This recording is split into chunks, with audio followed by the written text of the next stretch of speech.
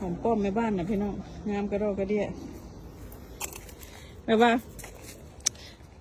เจ้ากระเบิงได้ต้นนี้นะต้นหอมป้อมคนนี้นะคะซัมโป้มือเด้ซัมอิหลีซัมโป้มือแม่บ้านให้มือใหญ่เคยกระปุกกระว่านอย่างธรรมดาสินะเป็นอย่างมันคือว่างามกระโดดกระเดี่ยงามกระโดดกระเดี่ยงามอีดีอดอเอาให้เบิ้งสองนานเท่านะน้องเพียงเอิกว่าสันซาคันจะว่าวกันเอาให้พี่ให้น้องได้เบิ้งน้ำกันอันนี้แม่บ้านกระปลูกหมักพักเพิกหรือว่าหมักป้มอะไรอย่างเงี้ยกำลังปลูกสาลอกสาลีปลูกเล็กๆน้อยๆให้กันอยู่เมืองลาว นี่ดินน้อยนึงค่ะนะอยู่หลังบ้านอะไรอย่างกระปลูกไปสักหน่อยพี่น้องพอได้แบบว่าตื่นเช้ามาแล้วก็เอากาแฟเนี่ยพักนี่เขาพักเขาทอง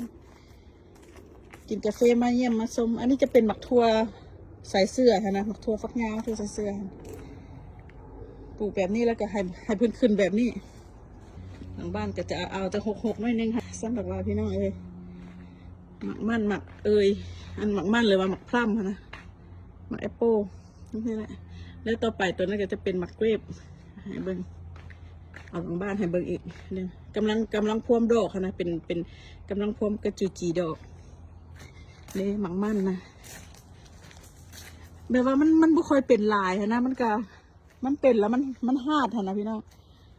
ฉันเจ้าพี่น้องมันอยู่ใส่ปะมันนะพี่น้องหมักมันเป็นหมักมันน้อยๆมันเป็นอันเชอรี่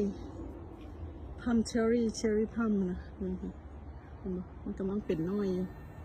บ้านเขาก็หมักมันทันแล้วเนาะแต่ไม่กล้าเขาหมักพร่ำพี่น้องมันก็เป็นอย่างน้อยๆมันปีนี้มันบุติดดีนะ